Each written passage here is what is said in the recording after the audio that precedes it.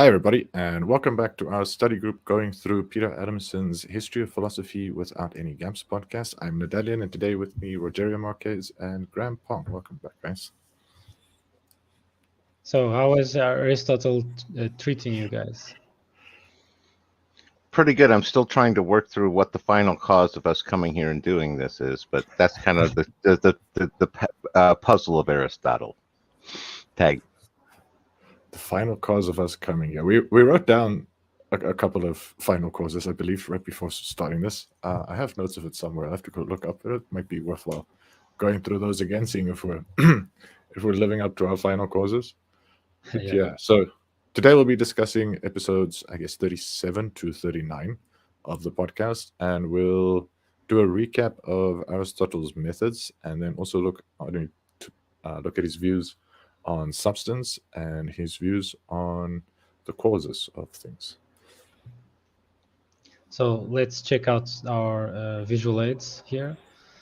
As has been so traditional in Peter Adamson's episodes, I've lost count of the amount of times that he's already mentioned giraffes, even before reaching Aristotle. And now he clearly has reasons to rejoice and talk about giraffes, because Aristotle actually supposedly received at least one giraffe from his assistants on the field, going with Alexander to the four corners of the known world and bringing back animal specimens, samples, etc. And so, yeah, we'll look at also there's a Molossian breed dog there that there were already defined breed dogs existing in ancient Greece and in the ancient world in general. And so, to give a little callback from when Aristotle started studying in Athens during his youth. So Plato supposedly remarked he needs reins rather than spurs, which is related to how Aristotle arrived at Athens as a boy from a wealthy family, and he had quite a bit of money to spend and to pay his livelihood. It seems that he spent his money quite quickly, perhaps in an intemperate hedonistic fashion, thus provoking Plato to cast such a remark. And supposedly Aristotle even had to practice some medicine to earn a living while studying, and also preparing medications to sell as well. And so, yeah, this is a plausible, really humanizing and amusing account of his early life in Athens. Ever heard of this? Any one of you guys? No, that's new to me. Thanks for that. A little biographical information. Yeah, no, I was going to say it's new to me, but I can definitely, given what Aristotle came out later, you can understand where Plato's response was. He just needs to have some focus rather than, getting him to figure out how to learn. Tag. Okay, and onwards to the methods. So basically the culmination of Aristotle's logic. And method has a very tool-like and technical-like aspect to it. Basically, we're talking about methods of philosophical inquiry. So not philosophy itself, but what we need, the prerequisites that we need to properly do philosophy in the first place. And these four methods that are described here resulted from the episode in which Peter Adamson and Hugh Benson had a chat. Hugh Benson, who is a specialist on several philosophers like Socrates, Plato, and Aristotle, at least. And so inductive methods is has as a starting point sensations or perception to get to first principles, and probably benefiting from what we've seen in the previous session regarding the phalanx metaphor of things snapping into place when there have been enough observations or uses of the senses. Then the dialectic method. It can be found very typically in many writings attributed to Aristotle. He often analyzes other respectable philosophers' views and perspectives, and then tries to deconstruct them, try to see how they work in different under different perspectives, under different conditions, subject to different criticisms, to see if they have or they consistent or inconsistent in certain aspects. And he usually is attempting to find the consistent parts of these endoxa to use on his own perspectives. And so the process is pretty much to and doxa, which are these reputable opinions, and then he does dialectic either between himself and one endoxa that he is analyzing, or between several endoxa, like they would be a Platonic dialogue, but in a not so literary form. And then he does this to arrive at what he called episteme, or understanding. Then there's the aporetic method, which harkens to Heraclitus and his one-liners to induce confusion, or Zeno's paradoxes as well. Confusion, and the inducement of confusion is also the inducement of thinking. People think about things when they realize they are confused about them, or at least there's this tendency to think about things, to even notice that there is something that might be a factor of confusion is in itself a nice leap forward to constructing understanding and to approximate truth. And then Peter Adamson and Hugh Benson alluded to the putting these three methods together in what could be called a demonstrative method that syncretizes induction, dialectic, and aporia to arrive at the knowledge of first principles, the starting points of starting points that can be further used for further iterations of the uses of these methods. So this is pretty much the understanding that I took. Guys, feel free to add, comment, or criticize.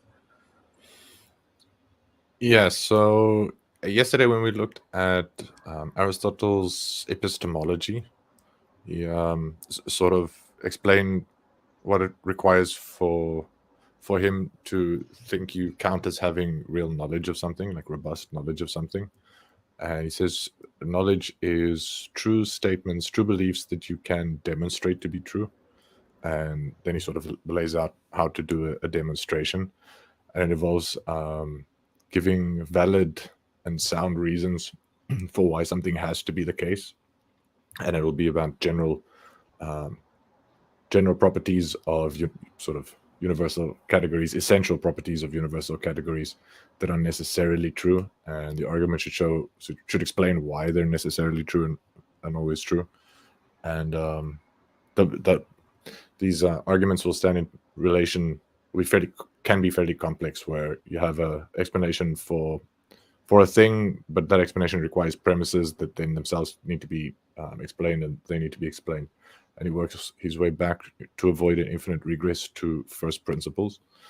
And in this sort of recap of it, it basically explains there are three ways to arrive at first principles. The one is this inductive method, that's an empirical induction from sense data, and the dialectic method and the aporetic methods, which I think you did a good job of summarizing what they are. So like overall, this would be a summary of Aristotle's method for inquiring into knowledge generally, which is what they considered philosophy to be, just like all inquiry into knowledge. much broader than what we conceive of philosophy these days as a specific kind of knowledge. And so he also did like biology and sciences and stuff and used the same kinds of methods. But yeah, an interesting distinction is that, so the first three, the inductive method, the dialectic method, and the aporetic method, are ways to arrive at the first principles if you don't have them yet. So it's an interesting problem if you don't know the first principles, how to arrive at them. So obviously you've got these three ways to try to arrive at first principles. And then from the first principles, you start then to do your demonstrations for facts about the world or your specific sciences. And so, yeah, I guess there's, on your way to first principles, you have induction, dialectic, and aporetic. And then from your first principles, you can do demonstrations of specific knowledge claims. It's more or less, I have the summary in my head. What do you think about that, Graham? No, I think you summed it up pretty well. One of the things I always like to do with this is sort of get under the hood. And some of the aspects I see here is the interrelations between them. It's like induction is that basic personal sense of self, and he uses that as a test during his dialectic testing, which is he's gathering the expert's opinion, but those are hearsay. So he has to test that against his idea. He's basically crowdsourcing from the best people out there the ideas in order to decide which of them, or some something Aristotle can cobble together himself to go by. And then you start playing with that idea in the aporetic one, where you're sitting there and trying to do the counterpositives and vary with it. And that's almost like a consistency test, sort of a higher level abstract test on things. And he's basically saying after you do all that, you can demonstrate your understanding of it by synthesizing all three of them together. You have to basically tie together the abstract, the senses, and the experts in the past. And once you do all that, then you have your demonstration, and you can go forward from there. That's sort of my take on it. Tagging. Yeah, we could try to make this, give a concrete example of this. For instance, an individual that has studied in school, and in school they do experiments. So the experiments are kind of equivalent to the inductive method. They observe what goes on, see what trees do or what animals do, etc. And in the dialectic method, they are looking at what, for instance, Aristotle said about biological organisms, and Darwin and other people in the field that say different things, and they try to figure out how what Aristotle said in the current context, faced with their observations, if there is something that they might need to discard because the current observations by the senses might contradict something. For instance, Aristotle said the man has only 8 ribs, and then you look at one of these skeletons in the school, in the class, and it has more than 8 ribs on each side, or a different number. And so there is an aporia there. So the guy said one thing, the very reputable and respectable guy said one thing, but then I went to check, it's different. And then the aporia must be solved by deciding what weighs more in terms of episteme.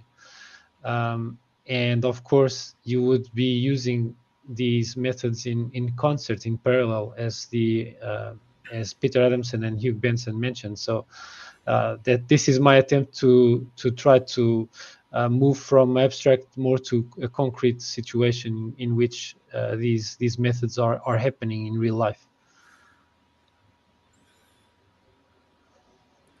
Yeah, I think giving a concrete example of a demonstration is going to be tricky if you have to come up with it on the spot. It's very difficult to meet Aristotle's requirements for a true demonstration. Yeah, well, Aristotle might have said something to the effect that organisms bear descendants that are similar to them. So you won't see a frog giving birth to a rabbit or something like that. But you will see a frog that gets a mate with different counting different spots, for instance, to have descendants that are either don't have spots or have a mixed number of intermediate number of spots or something like that. And so this kind of gives a bit more detail about the to and doxa of Aristotle, of beings bearing descendants that are similar in phenotype or likeness, that have the same likeness as their parents. And then you confront it with Gregor Mendel and Darwin, and then you figure out, okay, there's something underneath what we can see directly that we can demonstrate by doing selective breeding and etc., doing multiple times this experiment. And we can see, for instance, for the characteristics of eyes, the eye color in humans, that if two people have children and both of them have blue eyes, the children will 100% have blue eyes. But if one of them has brown eyes, it will depend on what is unseen in this individual. It might be 75% chance of brown eyes or 50% depending on what's going on in this person that has the brown eyes. And so the senses can only go so far when we are seeing processes that involve things that cannot be readily seen by our senses. Thus, we need to bulk up or strengthen the reliability of our pursuit of truth and understanding by combining sense experience, reputable opinions, and also experiments nowadays. Yeah, I was going to say that this comes across to me as very much Aristotle responding back to Plato, where Plato's dealing with the forms and the abstract stuff, and Aristotle's basic, and Aristotle saying, yeah, but I see this happening instead. And Plato basically, are you going to believe me and the forms or your lion eyes? Tag. Yeah. So one of the things I think they do they mention in the discussion, you, Benson, and Peter Adamson, is that Aristotle, with his demonstrations, still has high standards for when you get to claim to have knowledge. But unlike Plato, he seems to be more forgiving with sort of lesser kinds of knowledge and still calling those knowledge as well. And so Plato would kind of disregard everyday kind of knowledge, like observing the number of teeth of something or the number of ribs or whatever. Like, it wouldn't care too much about that compared to the question of what is justice. And he thinks there are eternal truths about questions like what is justice or what is beauty that a philosopher should be able to discover. And if they were able to discover that, that would give them a kind of wisdom that would make them the best kind of human just generally, and also the best kind of ruler and whatever. And so he was really focused on this and a perfect, very high level knowledge, and not interested in other kinds of knowledge. And Aristotle being like more interested in those other kinds of knowledge, maybe explicitly stating like, well, for those lesser kinds of knowledge, it can be quite useful to pay attention to what your lying eyes say. Like, you can at least pay, if you're going to be paying attention to lying teachers, you might as well be paying attention to your lying eyes, and hopefully triangulate between lying eyes and lying teachers and lying logic. And maybe if they all agree somewhere along the line, you can place a little bit more faith in that and still have a chance of being incorrect. I don't know. Yeah, consistency is not the stuff of lies, because when people lie, they lie creatively. And if everyone lies, and perchance they are lying in a sense that they are landing on truth accidentally, and truth is consistent, because truth is regarding to one subject is one thing. You will look at these three types of lies, and they will be consistent in how they are landing. And so it might be a way to understand the robustness of using at least these three methods in concert. No, definitely. It has a sense of he's almost echoing back to Socrates, where he's not going all the way to I know nothing. He's trying to find the least ignorant answer he can. Tag. Yeah, that seems like a fair comment. So not necessarily certain knowledge, but Yeah, the least ignorant you can. Plato even used the term robust knowledge when they were describing the standard of knowledge of Plato. It was all or nothing, and Aristotle prefers to have faulty answers, even though they might have flaws, than no answers at all. And so he just plowed through entire swaths of biology and other fields, probably without dedicating as much time as each item or each specimen required to avoid some glaring mistakes. But he gave people since him something to start from and to question and to criticize. So people should look at what Aristotle does. He clearly does this, and look at Aristotle as Aristotle was looking at Plato, and keep on doing that.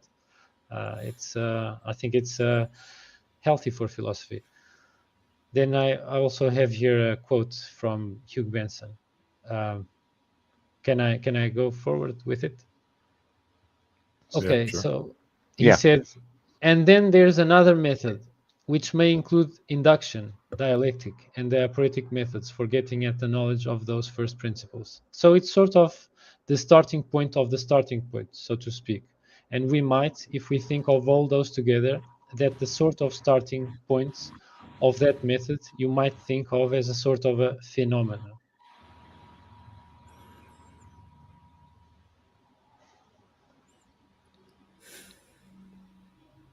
No, it's a good. Go ahead. I'm trying to remember the discussion about phenomena. I think it's maybe Aristotle uses phenomena in a less technical sense than, say, someone like Immanuel Kant does, and so it's just a fairly general, the way things seem. So it could be the way things seem to an individual's own sense perception, or sort of common sense opinions about a thing, or reputable opinions about a thing, or yeah, I guess the resolution of if things seem puzzling is part of that. Yeah, I was going to say another aspect, just to put my layer on it. I agree with that. Is it seems like a phenomena is like an event, a happening in the world that's separate from the person, and kind of carries that connotation to me. Good tag. There's this idea that phenomena are the appearances which constitute our experience, while noumena are the things in themselves. But this is according to Kant's etymology. So I thought it was worthwhile to put it here, because they really didn't explain how they were using, at least Hugh Benson.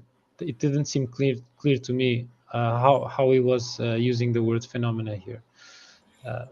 And well, maybe he was using the word phenomena this as relating to actual processes of nature that we might get an incomplete or faulty perception of. Yeah, I think the context was talking about the paradox of how the inquiry into knowledge can get off the ground, get started. So they do a reference back to Meno's paradox, where it's where Plato explores the paradoxical nature of someone who's completely ignorant, wouldn't even know what questions to ask in order to get knowledge. So it'd be really difficult to get knowledge to begin with. I think also in Meno's paradox, Socrates introduces the recollection theory of knowledge to try to get around that. So Aristotle is giving an alternative to the recollection theory, where Socrates says, well, our souls have already existed for eternity, and we've lived infinite number of lives, and so we know everything there is to know already. And when we learn stuff in this life, we're just kind of remembering stuff we already know from past lives. So it's replacing that and saying, no, you can get a starting point for inquiry. It's not that paradoxical. What you start with is the way things seem, and then he elaborates what he means by the way things seem, or how you start with the way things seem. So it could be the way things seem in your senses, or it could be the way things have seemed to people before you, or the people around you, the way people commonsensically talk about things. And included in that, things can seem paradoxical and puzzling and whatever.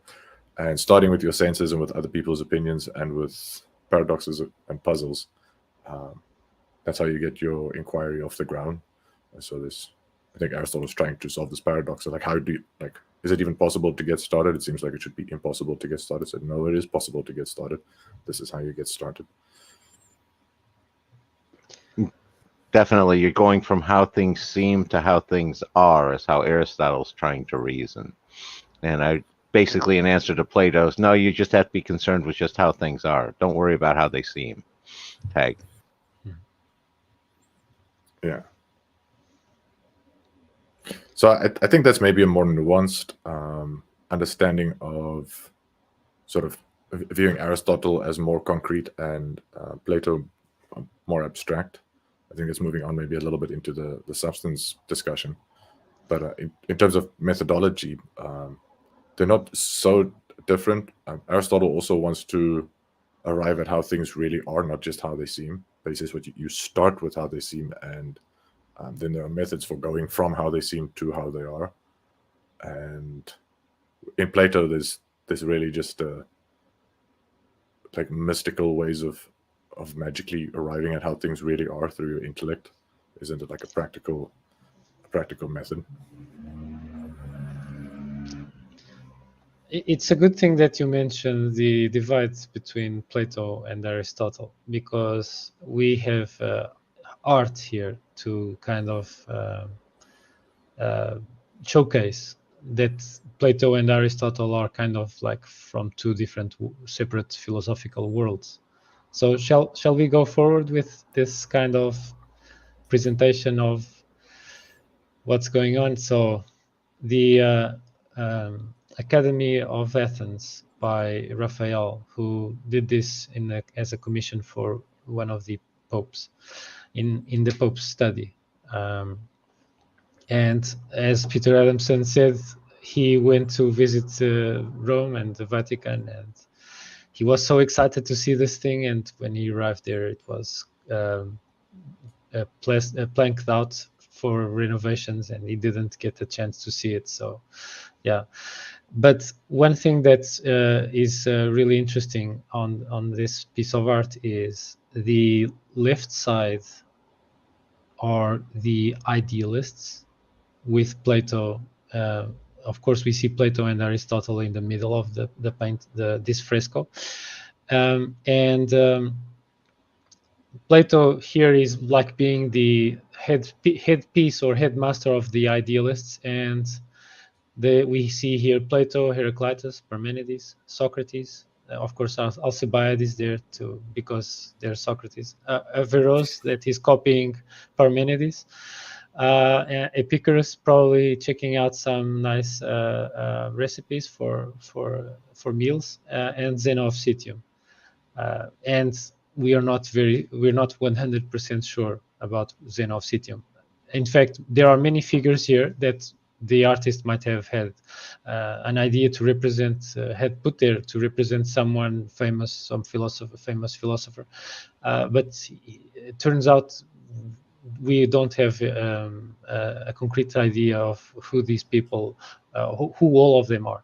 And then on the right side, we have the more concrete guys, the realists, with Aristotle, Diogenes, Alexander, then Euclid, Zoroaster, and then with the artist Raphael and his assistant or other previous artist that was working here, putting themselves in there as well. And that's pretty much it. And our companion from America, he dropped out, is rejoining. Welcome back, Graham. Thanks, Go on about the School of Athens.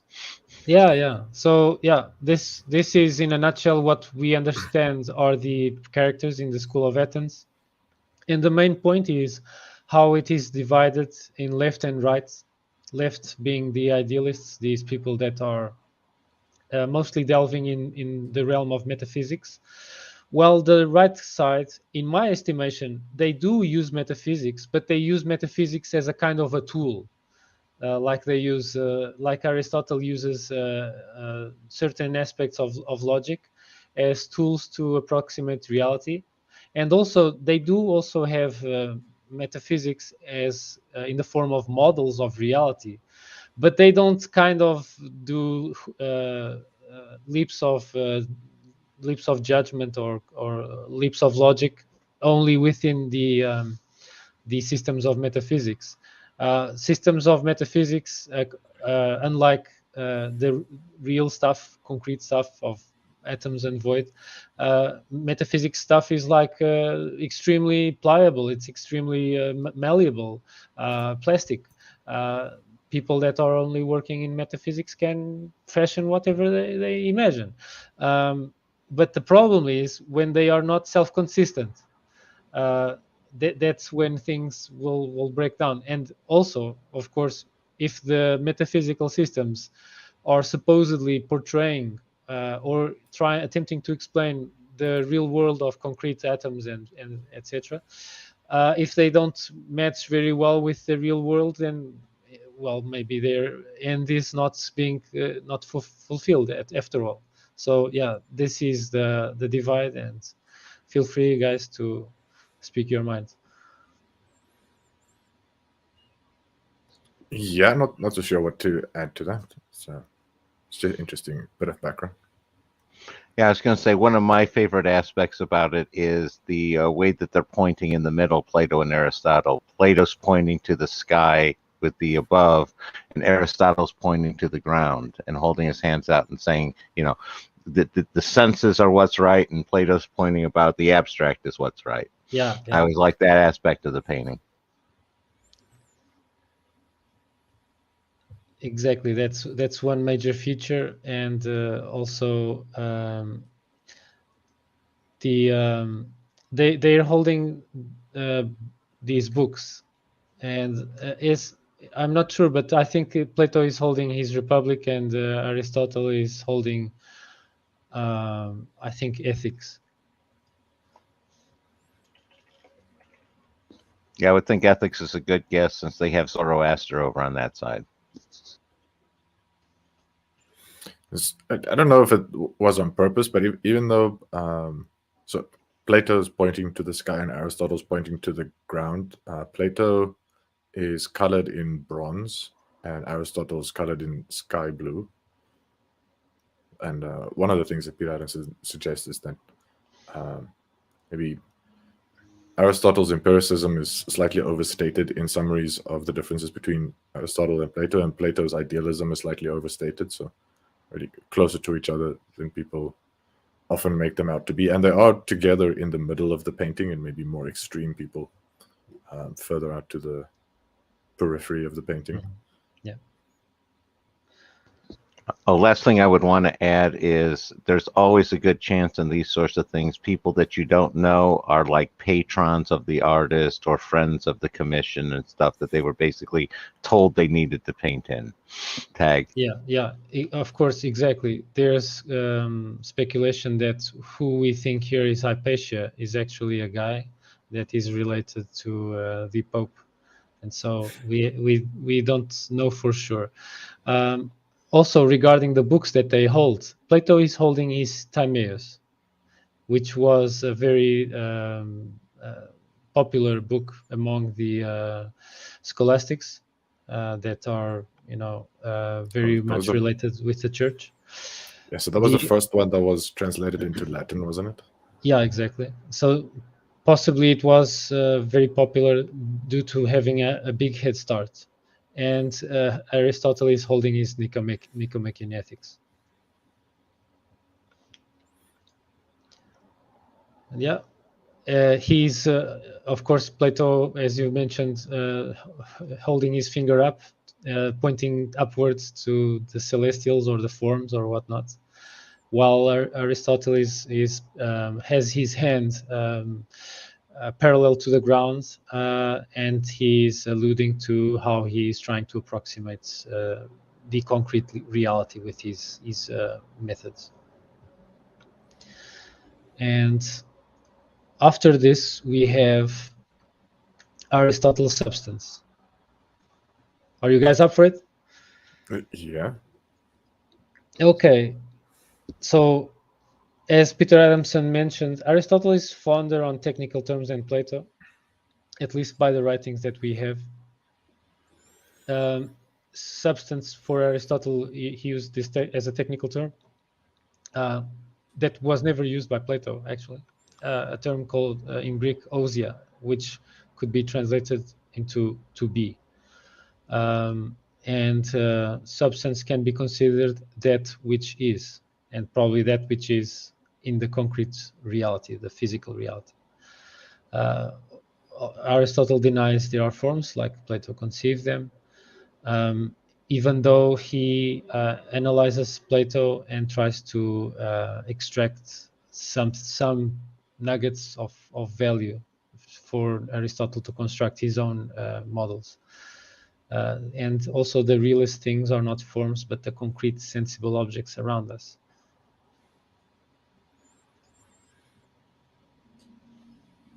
Yeah, it gets a little complicated. I got towards the end of the chapter on Aristotle's views on substance, I got a little confused. It seemed pretty clear cut that Aristotle was saying that no substances are made up of matter and form, and the forms don't exist without the material. So a table has the form of a table, and if it had a different form, it would be something else. It wouldn't be a table. If you take the wood of a table and you impose on it the form of a chair, you have a chair. You don't have a table anymore. So the table would cease to be without its form. But then there are no tables without any material taking the form of tables. So if all of the tables in the world were destroyed, the form of table wouldn't exist in an eternal realm, in an eternal abstract realm, the way Plato said, at least for Aristotle. But then later he does claim that there are substances, so things that don't have any material component, that only have a formal component. And especially the prime mover that got everything started doesn't have any material component to it. And there are other things that sort of are immaterial substances that have this formal property that they can cause the movement of, for example, the celestial spheres. I think that's approaching something to him saying, like, there are things like laws of nature which don't have a material component, but they do have a formal component. So the law of gravity has this form, it has a mathematical structure, but there's no material form to it. That regularity, he's saying, also exists. That's at least how I interpret it, but it got a little confused because on the one hand, it seems that Aristotle's idea of form is quite different from Plato's idea of form, but the difference seems to be a little subtle and a little difficult to explicate correctly. So it was a little hard for me. Yeah, he uses the concept form as well, but with a very different emphasis on what is fundamental and what is immovable or unchangeable as well. Go ahead, Graham. Yeah, I was going to say, when Aristotle, he basically defines it as that which is, and then having to wrestle with, kicks the contradictions down the road and ends up wrestling with them later, as Nordalian was talking about there. He's almost seems like he's talking about substance is that which exists once all the change, if it can change, but if you basically, take out all the changes, substance is what's left. And it's almost like substance is the essence of existence, which is sort of inherently contradictory. And, a lot of his idea of substance makes more sense once you factor in his, his causation later on. that's where he tried. At least it makes some sense. But yeah, he's inherently contradictory as far as I can tell on this one. He does his best, but I don't think he succeeds. Tag. Then there are two sources that Peter Adamson mentions regarding Aristotle's ideas on substance. The first one is the categories, where he gives a simpler account on substance as being the first of the 10 categories. He says that the material things are the basic are the fundamentals because they are subjects of predication. Predication is like a layer on top of the material things. That individual items in the world around us are the primary beings, because they are the things that undergo change, and change are regarding their predicates, apparently. Basic bits of reality are particular things you can touch and interact with. Universals are substances or beings of a kind, but are dependent. And they could not exist without primary or particular substances. Maybe it's almost like he's replacing the term forms with universals, just so it doesn't seem like he's necessarily agreeing with Aristotle, with Plato, I mean. Study of particulars is necessary to glance the universals. This is pretty much, in a nutshell, what science does. Even today.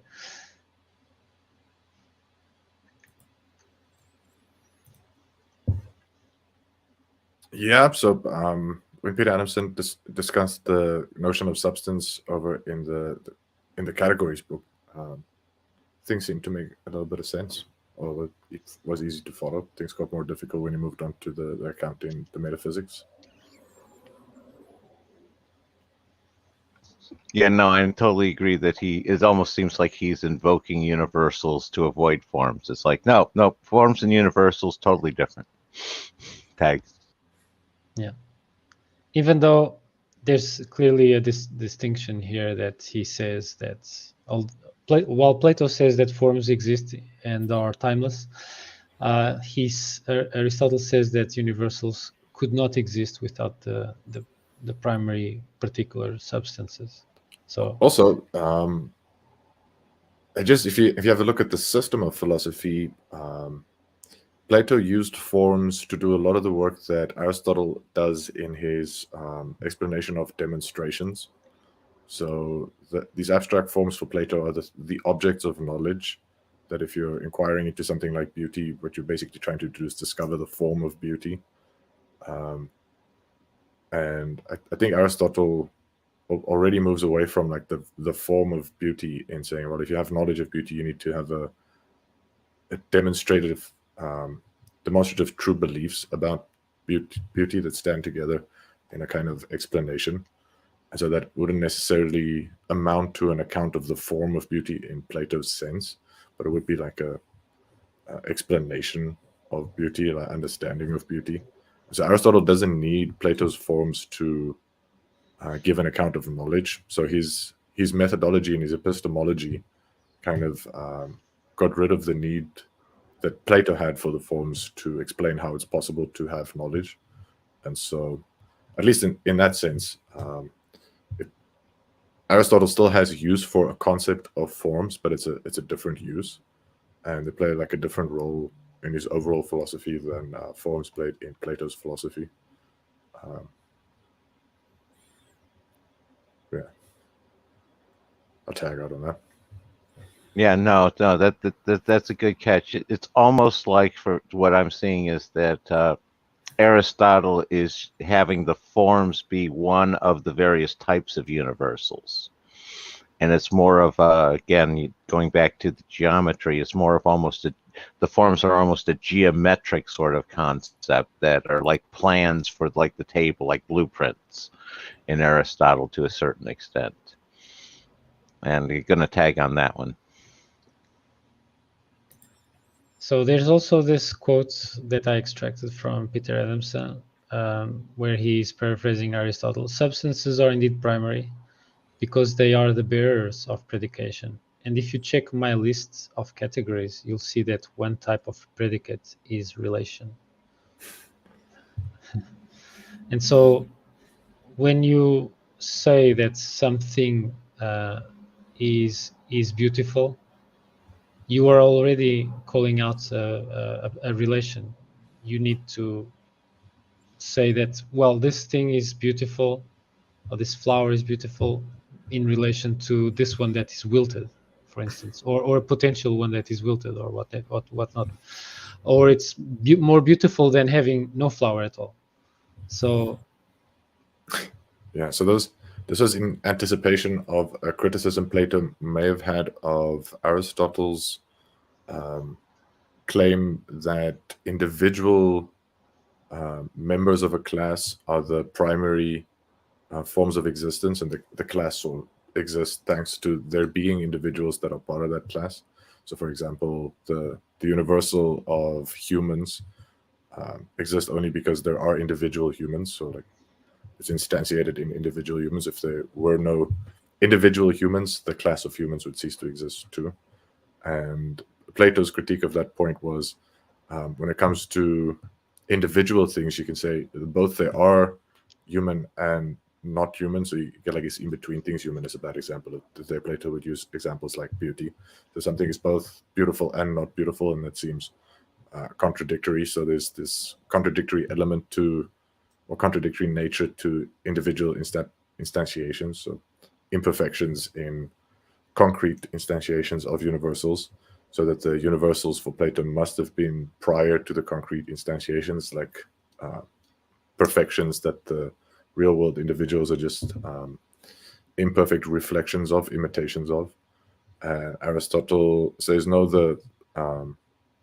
that contradiction that you see with things being both beautiful and not beautiful at the same time, I can resolve those contradictions using my predicate relation. So something can be relatively more beautiful than this, or relatively less beautiful than that. But that doesn't mean it's at the same time beautiful and not beautiful in the sense of violating the law of the excluded middle in logic. So yeah, I think Peter Anderson was just there explaining that Aristotle has an answer to Plato's critique of Aristotle's position that individual concrete instantiations of universals are primary to the universal predicates. A tag.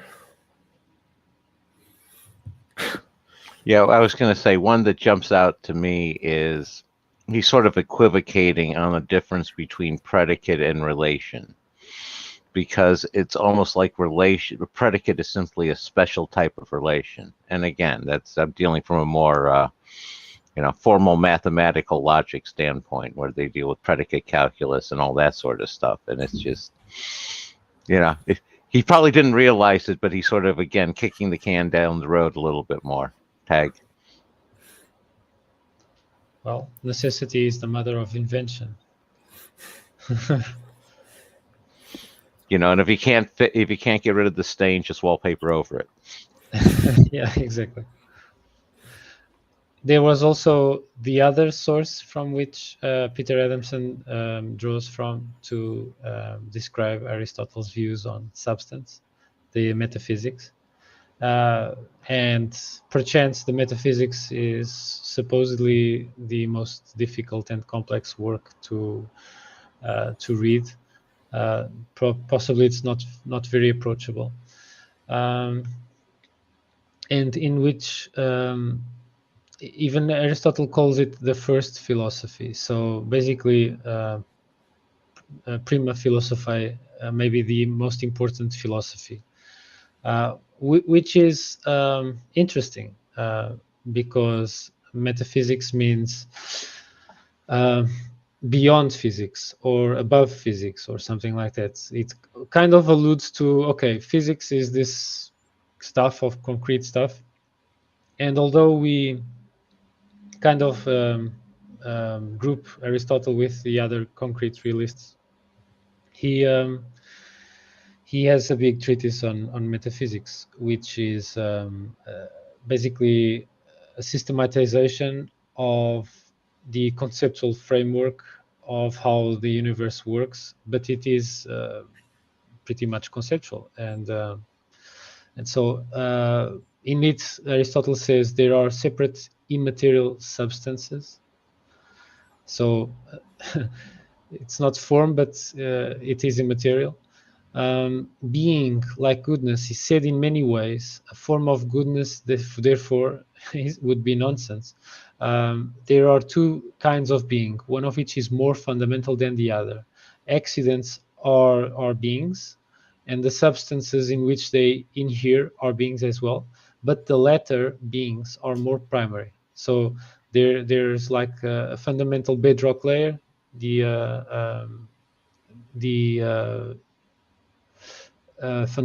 primary beings, and then there are these accidents layered on top. And also that there can be no generation from nothing and no destruction into nothing, agreeing with Parmenides on one hand, but disagreeing with him by saying that things change, and change can be substantial or accidental. And even the examples come to mind of Socrates, who had a snub nose. He could have a plastic surgery to unsnub his nose, which would be a kind of an accidental change. But when Socrates drank the hemlock and ceased to be a living human being, that was a substantial change. And then a distinction between matter and form, and we are composites of matter and form as human beings. So yeah, this is in a nutshell what I managed to extract from on Aristotle's metaphysics. Yeah. So I don't know. To my ears in English, talking about immaterial substances sounds odd, but if you sort of replace substance with things that are, as you said, there are things that are not material. That seems easier to accept and less magical. I wanted to just note on metaphysics and first philosophy. Now that we sort of know Aristotle's method, I think we can sort of piece together what he might have meant by first philosophy. So for Aristotle to do his physics, he would have to give a demonstration of his knowledge of nature. And in order to do that demonstration, he needs to start with sound first principles.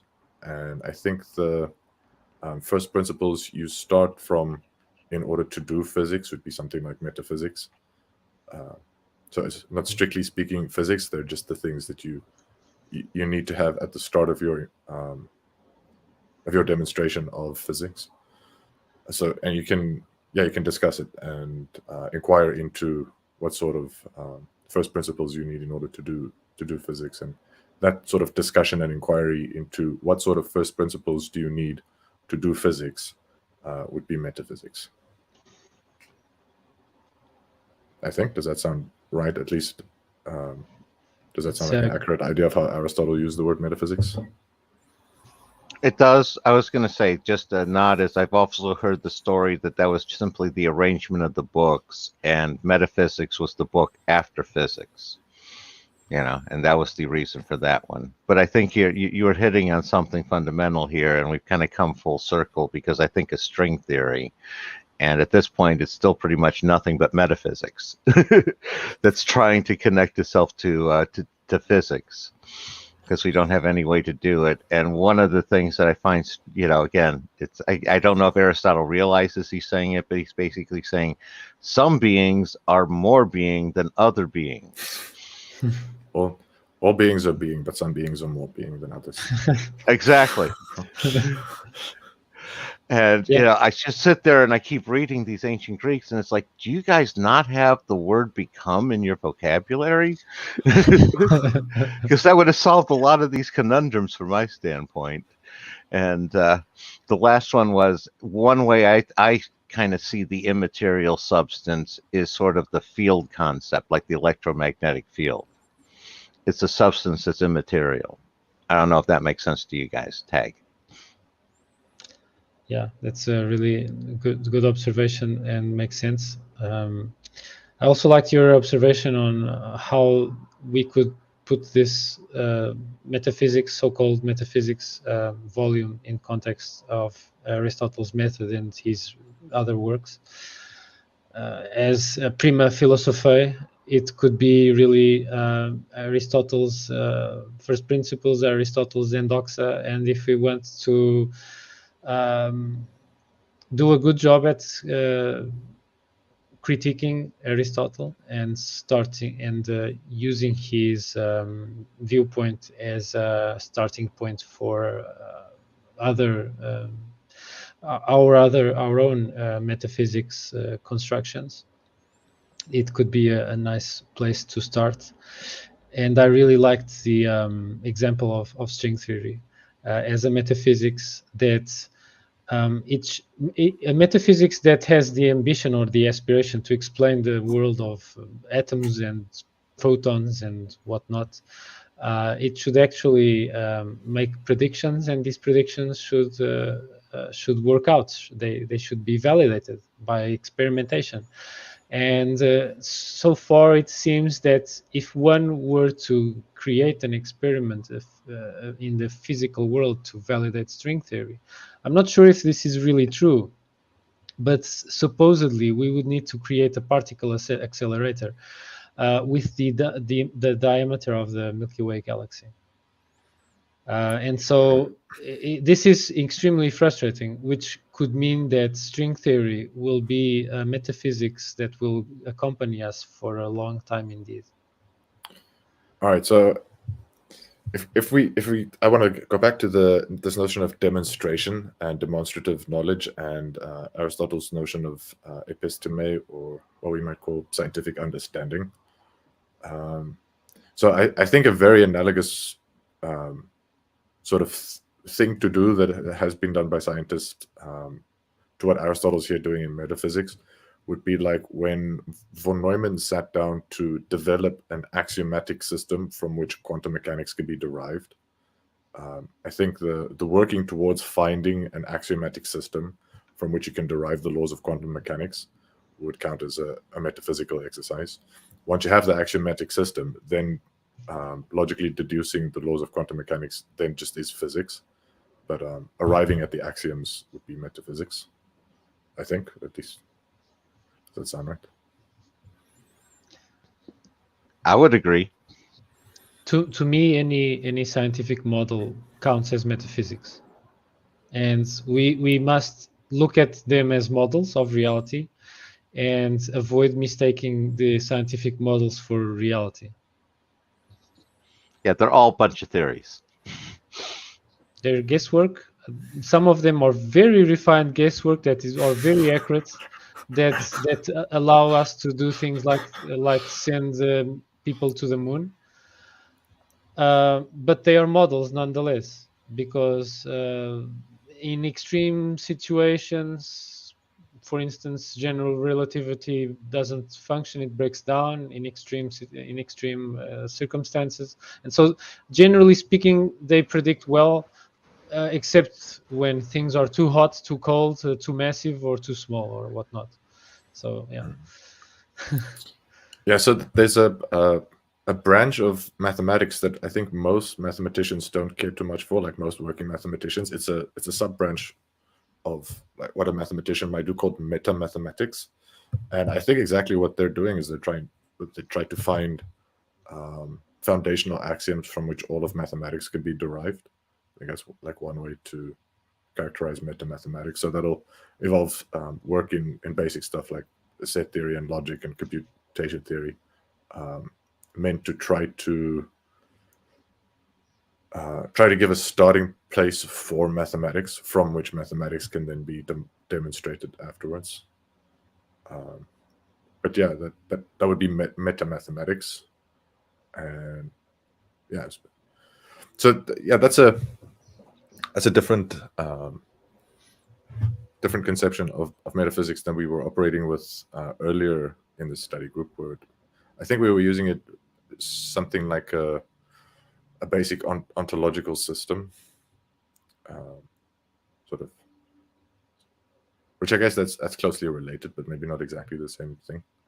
Anyway, I think it's interesting to to compare No, different this- uses of the word metaphysics. This is really interesting because one of my mathematics teacher from whom I learned from, a professor from Stanford, Keith Devlin, he would say he would ask his students, what is mathematics actually?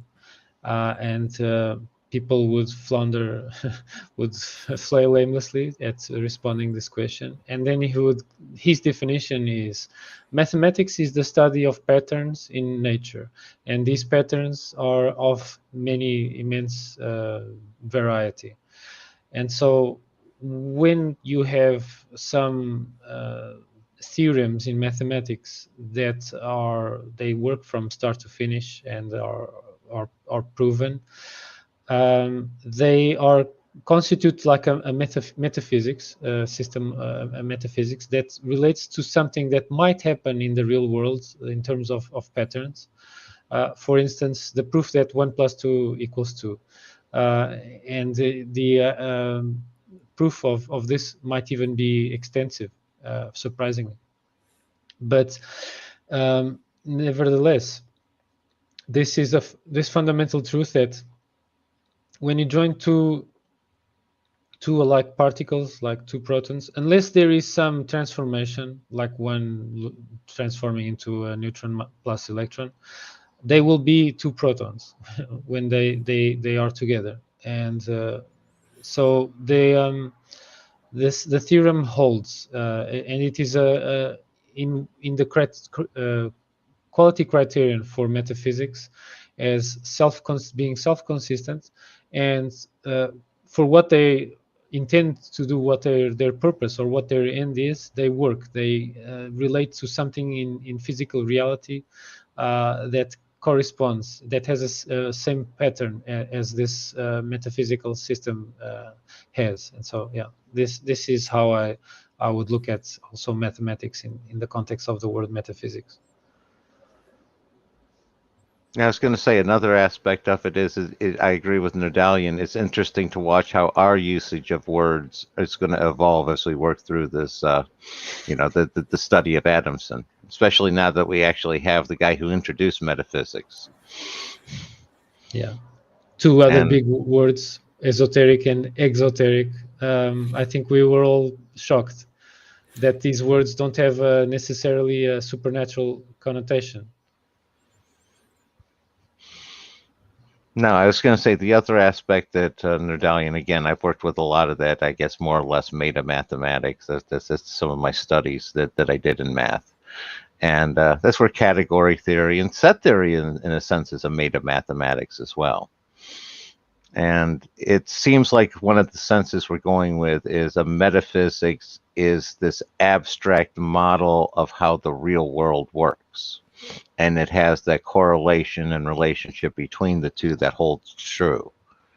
It seems like, in a sense, that's what we're talking about with metaphysics, is the building of that structure and the structure itself. I don't know if that's tracking with you guys, Tag. So one thing I was kind of going towards with the notion of metaphysics and metamathematics is that you might want to really organize a body of knowledge, shape chemistry in very tight logical ways, so that the different observations and the different knowledge claims are tightly linked in mutually reinforcing I guess logical relations that can be argued about and sort of be given logical explanations for. And in any given field, whether it be physics or chemistry or biology or psychology or economics, you'd want to start your arguments about how all the facts in that field are related to each other and mutually explain each other by some first principles, by some axioms. And so the search of, or the study of, or the explanation of, the exposition of those first principles from which a field can then be deduced or derived would then be the meta study of that field. So the axioms by which all of the knowledge of psychology can be deduced, or the study of the axioms from which all knowledge in psychology can be deduced might be something like a meta-psychology, or the study of the axioms from which all chemistry can be deduced can be something like a meta-chemistry. Yeah, just thinking about that kind of use of the word meta, because another use of the word meta that I'm more familiar with is like when a field is applied recursively to itself, so like the psychology of psychologists, or the science of science would be like so the psychology of psychology would be a meta-psychology, or the science of science would be a meta-science. Yeah, so those are different ways to use the term meta, and I'm just kind of interested now because it's a bit of something I'm learning today as we're talking about Aristotle's metaphysics, this use of meta as relating to inquiry into the first principles of a discipline. Yeah. Yeah, along that front, I was going to say one of the things is meta is a very sexy prefix these days for people to throw in there and get it in, sort of like ultra and stuff. So, tag.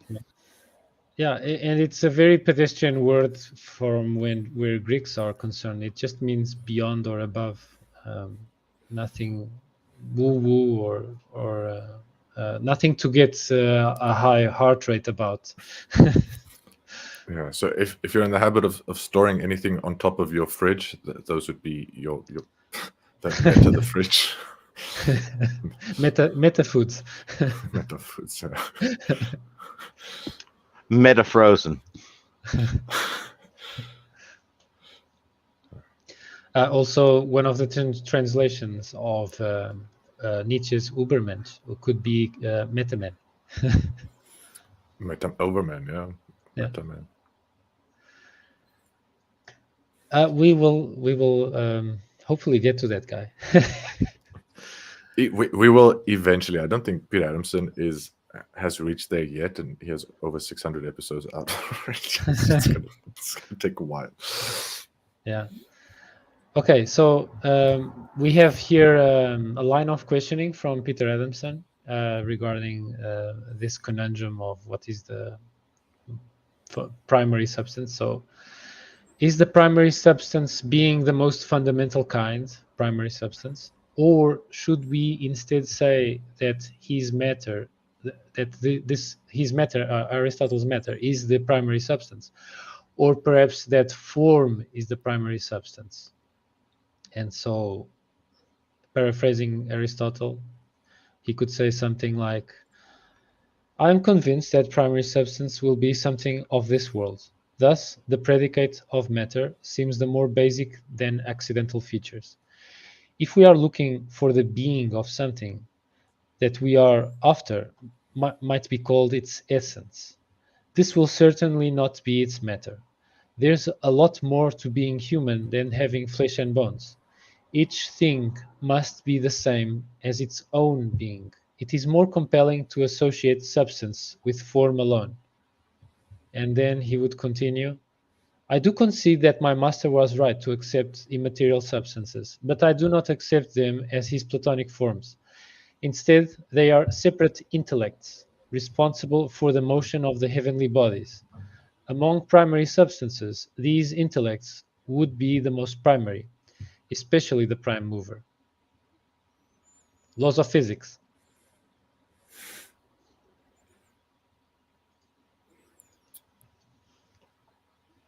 Yeah, that's a mouthful. I don't know what to say about that, really. Well, the first one is you wonder what Aristotle meant by an intellect, because that since he's parsing that out from the form, and again, just going with this one, an intuitive take I'm getting is he's saying that a form is more of a static object, and an intellect is more of an active, an active force. And I think that's where he's going with the immaterial substances. And again, that doesn't seem to be entirely incompatible with what I was thinking about. He's trying to get at, like the field concept with an immaterial substance. But again, it's kind of tough to project 20th century, physics back onto Aristotle. Tag. like one idea I'm playing with a little bit is he maybe sort of grasping towards something like a process philosophy, where the primary things are the sort of eternal patterns of dynamic change rather than anything or anything's form. Yeah, It's a good- that makes sense. It's a good point. If Aristotle was mindful of the flux theory, and that it's kind of less productive to focus on stuff that will change anyway, if the flux theory has that merit, then it would make sense to instead focus on the patterns of change and whether or not they are self-consistent. And if they are self-consistent, as our observations of the universe seem to suggest, then it might make sense to study these patterns of change as something much more fundamental than the stuff that's on top of these primary phenomena of change or primary processes of change will just flow into existence and transform into other things, and etc. So maybe Aristotle could be called a proto-scientist. Well, lots of people do consider him a proto-scientist. I just kind of remember that. I don't think I'm the first one to read him as maybe not process philosophy, but I know Joscha Bach sort of attributes to Aristotle a kind of insight that at the foundation of reality are something like state transitions, which is quite fundamental to modern computational models of the universe, computational physics, like, say, for example, Stephen Wolfram's digital physics. So yeah, so maybe that's what he's after. Maybe that's a little bit, what are they called? Anachronism, sort of crediting Aristotle with insights that he wouldn't have been able to make too much sense of. But it's tough for me to make sense of what Aristotle is saying. It seems, I agree with Graham. It would be really interesting to know how he might define intellects, because it seems to play an important role here. And I would guess it has something intimately to do with intelligibility, like what something has to be in order to be grasped by an intellect, and what it means for an intellect to grasp something. Like, there are a bunch of questions that I think Actually, we need answers to interpret here. Actually, I wonder if he also used Anaxagoras models of the universal mind as an endoxa to perhaps be drawing from when he says this about the intellect. Anaxagoras is widely known for mentioning there is a universal mind and then not fleshing it out in a way that even frustrated Socrates. And Anaxagoras is kind of like Aristotle's intellectual great-grandfather. So I wonder if there might be some relationship there. Yeah. So the concept of computation is an interesting thing to maybe relate to this universal notion of mind, because at least in cognitive science, relating mind and computation is a common thing. Some people are critical of it, but I think some of the better theoretical cognitive scientists take computation as their starting point, like the first principles, or the theory of computation as their first principles. But I sort of yesterday watched a video by Veritasium explaining Gödel's theorem and some of the related work around that. But among the things he does is he shows Conway's game of life, which is a cellular automaton, is Turing complete, so it's a complete computational system. Anything that can be computed in game of life, and visually shows how a Turing machine can be simulated inside or with a game of life board. So if you start the configuration of it of the game of life, you can build a Turing machine and sort of zoom out, and then you can use this Turing machine to simulate the game of life. So you have the game of life simulating a Turing machine, simulating the game of life, all in like one. So like these levels of computation. A game of life, a meta game of life, etc. Yeah. So all of that is like way beyond anything I think Aristotle would have grasped, but it's interesting to think like what relation some of these ideas about maybe like so prime movers, the sort of when it like think the way Joscha Bach interprets this notion of prime mover is like the fundamental state transition function of the universe that itself is not caused. It's like the thing that's causing the whole universe to change.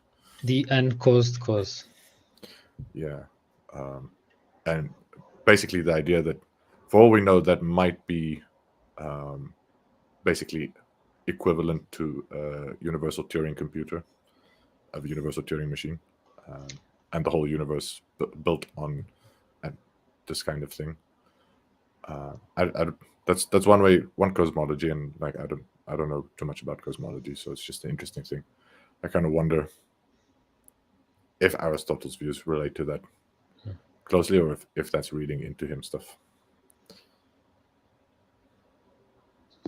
Yeah, no, I agree I agree and actually followed most of what you were saying there. There's no end of the loops. You can put the Conway's Game of Life running a Turing machine running a Conway's Game of Life. You can do a totally infinite. I don't know if Aristotle could find a first principle for that, but so I think Aristotle's point was, sorry for interrupting you, but that has to come to a point, like the infinite regress was appalling to him. So basically, in order to avoid an infinite stack of computation, like there is a first computer, whether it's a Turing machine or Conway's Game of Life or whatever, it's the first level, and everything else is built on top of it.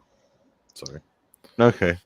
But I was going to say one aspect that Aristotle seems to be going there, and what you were talking about as well, is the idea of the aspect that he's extracting is the unchanging way in which things change, which is kind of inherently antinomic, where it's sort of a self-contradictory concept. And he's using that as sort of a building block and a tag. I would say that it's enticing to think of our cosmology and conceptualize the universe as being something that has a source code, and the source code basically has inscribed in it whatever are these timeless laws of change.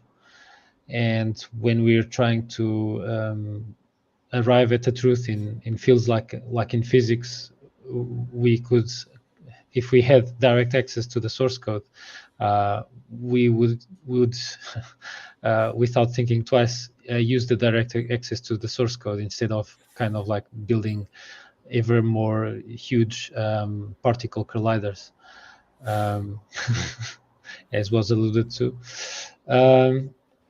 And also regarding the meta infinite times Game of Life running itself, running a Turing machine that runs itself, etc. Well, concretely, could you do it infinite times with the computing power that could be conceivably available by using the available resources of the universe? Can't we just raise our debt limit and just keep going? Tag. Sorry. I'm an American. That's a sensitive subject. Print some money. We'll figure it out later, you know. Yeah. Yeah, but we have to kind of using a readily available example in the form of Graham Pong's avatar image, profile image. The Mandelbrot set is also technically infinite. You can zoom in however you want. It will continuously produce more detail and more detail and more detail. Every fractal function does this, and so, well, maybe the universe is fractal in nature as well.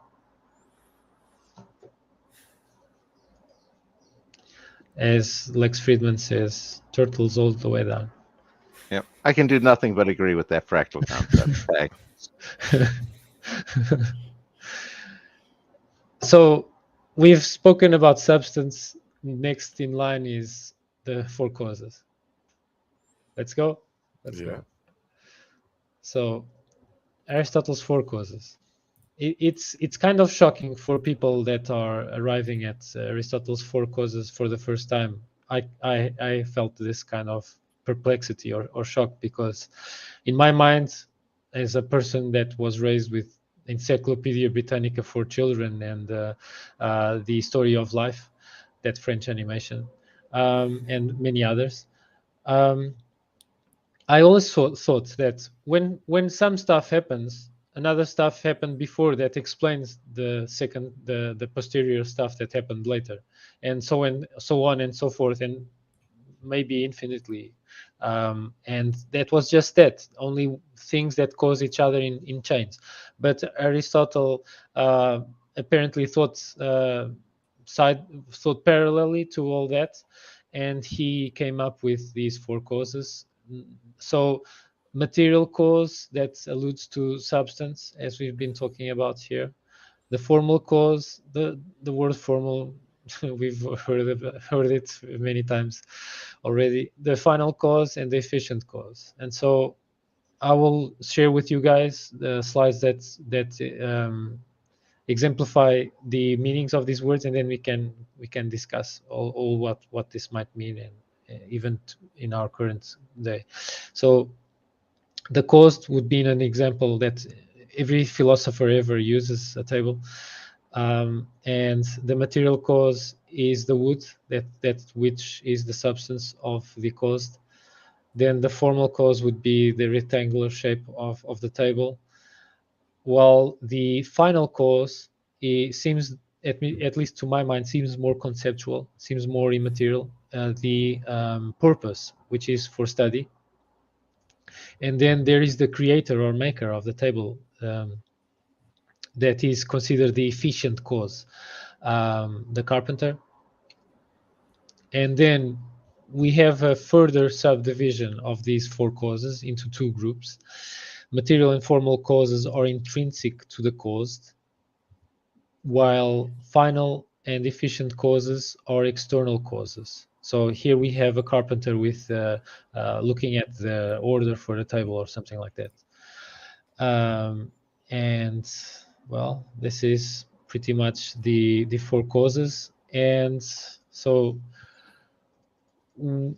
what did you guys think about when you were studying this? What would you like to comment on this four causes?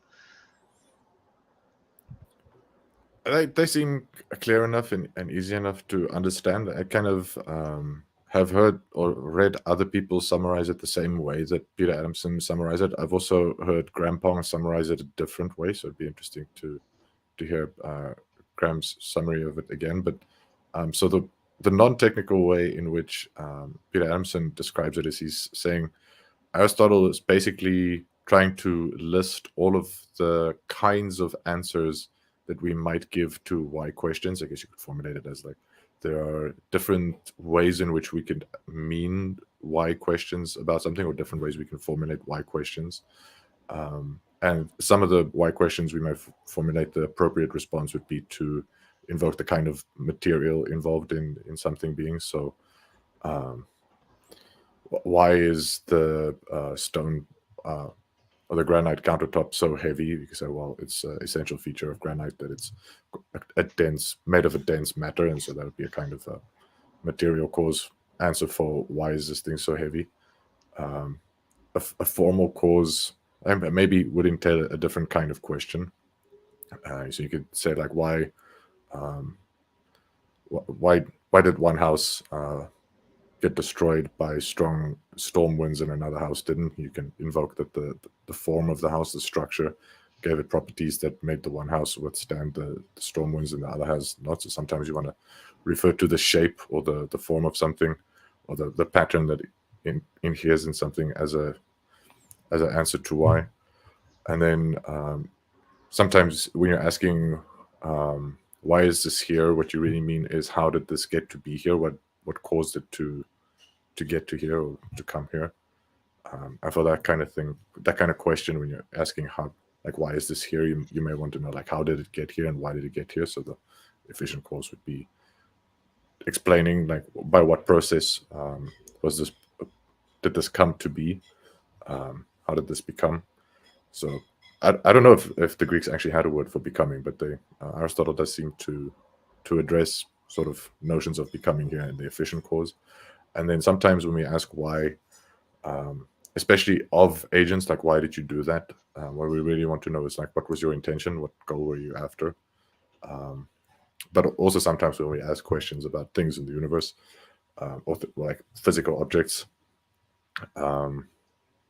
like implicitly it just may be that the most relevant information regards the intentions of agents or the sort of goals of organisms of some kind.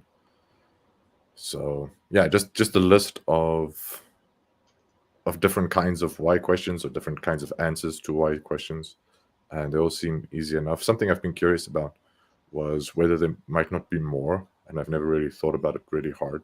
I've kind of taken it for granted that Aristotle's list is more or less exhaustive. I guess nobody I've ever read sort of suggested that there are different ways in which we could use the why question that's not included in this list. And it's been 2,500 years. So probably someone would have come up with some more stuff if there were. But Peter Amundsen did sort of say that generally the way modern English people use the word cause, we reserve it for probably only efficient causes. And the other three, we typically wouldn't consider causes at all, so that may be a bit strange. But then summarizing it as like the process of like okay, forget how we use the word cause. The thing Aristotle was doing was try to give an exhaustive account of the kinds of explanatory questions. If you ask for explanation of something by using a why question, there are different kinds of explanations you may ask for, and there are different kinds of explanation you may give, and this is like a taxonomy of the kinds of explanation that could serve as answers to why questions. What was your summary of it? I think it was a what, how, and why, and something by background. Exactly. Yeah. No, I take it a totally different direction. I say that he's using them as when you have a being or something happening, it's you have the it applies to the question answers when once you abstract out where and when. So once you remove it out of space and out of time, you have the material cause is the what's, like the fundamental raw materials. The formal one is the how. Basically, how did those raw materials come to be the substance? It's like, was it melted? Was it constructed? All of those sorts of aspects. The efficient cause was who, because now that the process through the formal cause, you need to know the acting agent, which is the efficient cause, which is the who, and the final cause is the why. It's the why was this thing constructed, just what was the reason behind how it came to be. Now that you've ruled out the what it is, the how it came to be, and the agent that brought it to being, it's the why am I looking at it now? And that's like the final cause. So that's sort of my way of parsing it. And again, that's my own home brew. So tag. Thanks for sharing, Graham. It's also thought-provoking. And I was, before you gave your account on it, I was wondering if the word why is kind of doing more heavy lifting than initially it might seem, as we would be using the why word for 4 different types of answers. And maybe not. Maybe it really does fit neatly in these 4 words for asking questions. Thanks.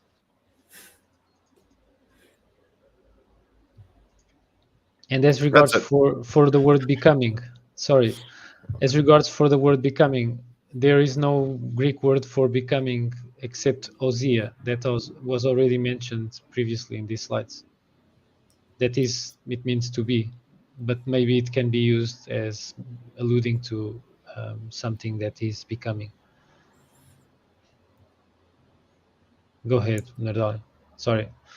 Yes, I'm thinking about them becoming now. So I think Graham made an interesting point, and maybe that's why the Greeks had such a hard time or such fun times coming up with paradoxes regarding change,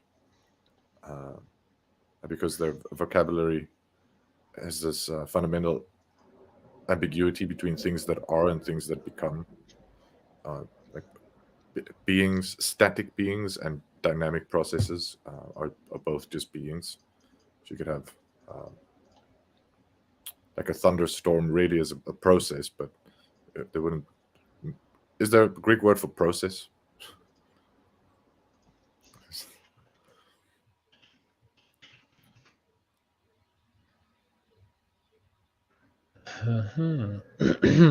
There are several words.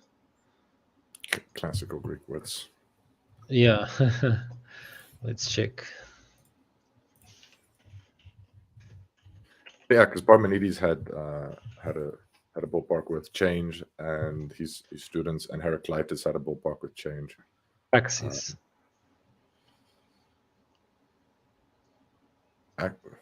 Sorry, what's that?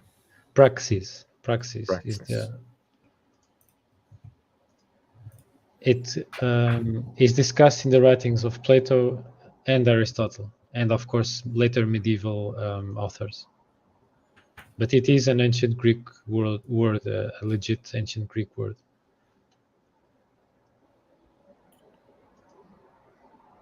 Interesting. So there's a word for procedure and routine too.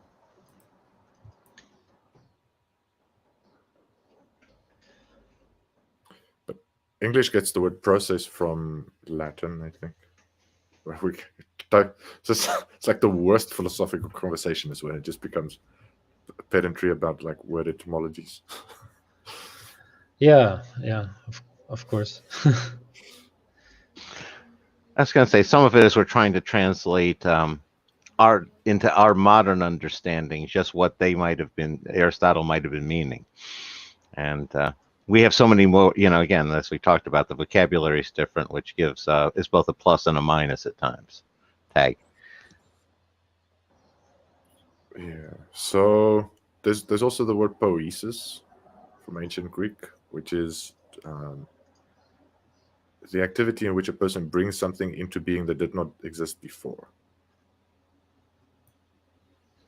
Makes sense. I've studied the field of autopoiesis, which is basically emergence, and emergence from that concept of emergence. Tag.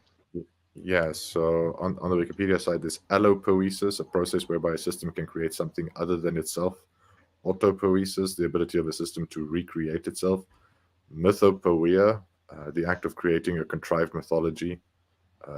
Practopoiesis, a kind of adaptive system, a theory of adaptive organizations of living systems. Archairopoiesis, which there isn't a definition of in line. It's a made without hand, also called icons made without hands. Oh, that's sort of iconography. Yeah. Anyway, we're kind of off topic, a little bit off topic here. I guess we were discussing Aristotle's. There's also one thing that is important to mention regarding the Greek vocabulary. The language of science is completely full with words that came from Greek, and so we have to give some credit to Greek, because it supplied so many words. Autopoiesis is a word that is also used in biology when in certain biological processes. Autophagia also. Some metamorphosis of frogs where their tails are kind of digested. Autophagia, and yeah, so many caterpillar to butterfly too. Yeah, exactly. Also, and that is metamorphosis.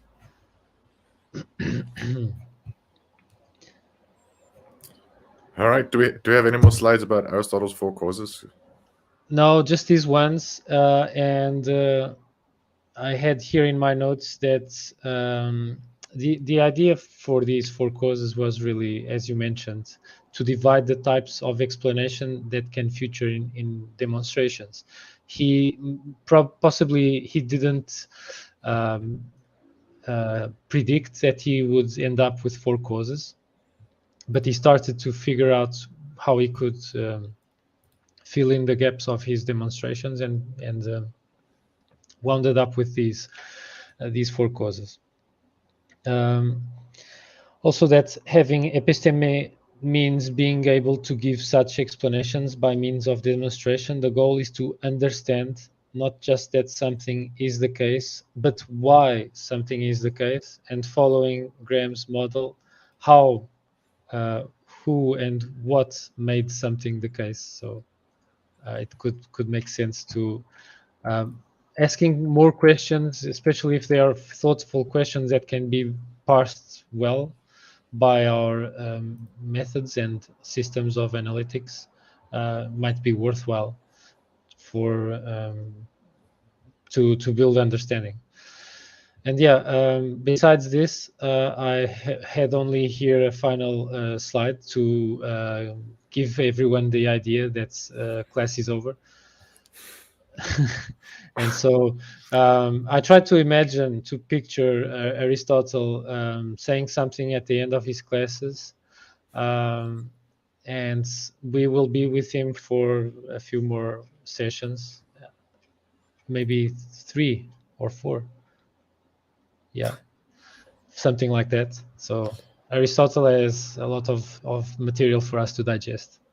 And yeah, it was awesome to exchange ideas, engage in dialectic with you guys, and learn some things. Yeah, same. Always enjoy and always learn. Thank you to both of you, and thank you to our viewers for joining. Absolutely. Great as always. All right, guys. Bye-bye. Bye-bye.